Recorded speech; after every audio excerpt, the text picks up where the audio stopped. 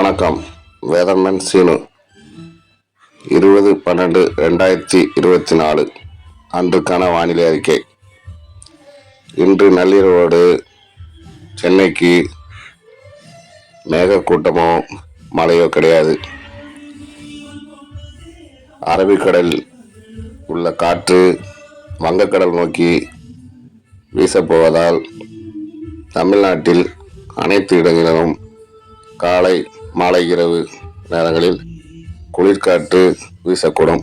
சென்னைக்கு அருகே இருந்த காற்றழுத்த தாழ்வு பகுதி ஆந்திரா நோக்கி மெல்ல நகர்ந்து ஆந்திராவுக்கு வடக்கே உள்ள விசாகப்பட்டினம் அருகே 2-3 தினங்களுக்கு நல்ல மழையை கொடுக்க உள்ளது.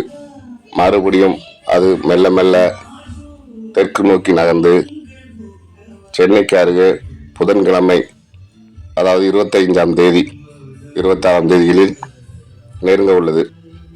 அதற்கு பிறகுதான் சென்னைக்கு மழையோ இல்லை மேகக்கூட்டங்களோ.